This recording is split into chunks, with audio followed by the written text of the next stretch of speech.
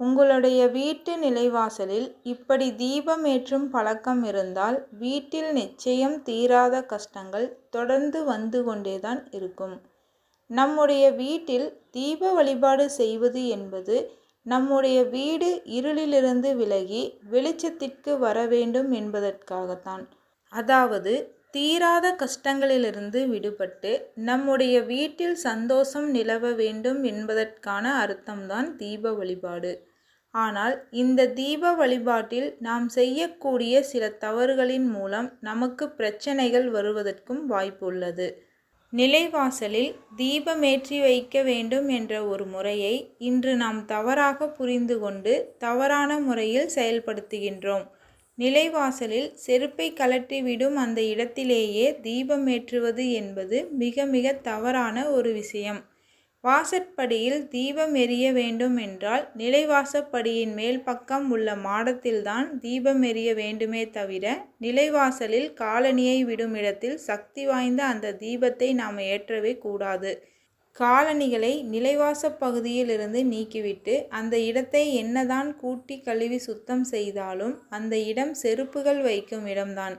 முடிந்தவரை நிலைவாசலில் செருப்பு வைக்கும் இடத்தில் தரையில் தீபத்தை ஏற்றாதீர்கள். நிலைவாசலில் மேல் பக்கத்தில் 2 மரத்தினால் செய்யப்பட்ட ஸ்டாண்டை அடித்து கொண்டு அதன் மேல் தீபம் ஏற்றலாம். அப்படி இல்லை என்றால் வாடகை வீட்டில் வசிப்பவராக இருந்தால் ஆணி அடித்து விளக்கு வைக்க ஸ்டாண்டை மாட்ட முடியாதவர்களாக இருந்தால் 2 ஸ்டூலை தயார் செய்து வைத்து கொள்ளுங்கள். மரத்தினால் செய்யப்பட்ட நாற்காலிகளை நிலைவாசலின் வெளிப்பக்கத்தில் வைத்து அதன் மேலே தீபம் ஏற்றினால் தவறு கிடையாது. ஏனென்றால் இன்றைய சூழ்நிலையில் நிறைய பேர் குபேர விளக்கை நிலைவாசலில் வைத்து தீபமேற்றும் பழக்கத்தை வைத்துள்ளார்கள். நிலையில் அந்த குபேர விளக்கு ஏற்ற வேண்டும் என்பதற்காக செருப்பு விடும் அந்த இடத்திலேயே தீபம் ஏற்றப்படுவது நம் வீட்டிற்கு எந்த ஒரு பலனையும் கொண்டு வந்து சேர்க்காது. சொல்லப்போனால் விளக்கை அவமதிப்பதற்கு சமம் நாம் செய்யும் இந்த காரியம்.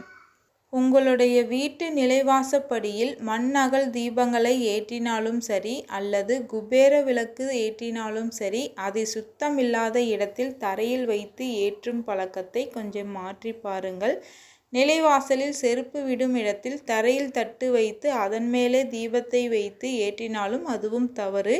நிச்சயமாக வீட்டில் இருக்கும் கஷ்டங்கள் படிப்படியாக குறைவதை உணர முடியும். அந்த காலத்தில் நம்முடைய முன்னோர்கள் நிலைவாசலில் தரையில் வைத்து தீபத்தை ஏற்றவில்லை, உயரத்தில் வைத்திருந்த விளக்கு மாடத்தில்தான் தீபத்தை ஏற்றி வைத்தார்கள். காலப்போக்கில் தீபத்தை நாம் தரையில் வைத்து ஏற்ற தொடங்கிவிட்டோம். இனியாவது இந்த தவறை நாம் மேலும் மேலும் செய்யாமல் இருக்க வேண்டும்.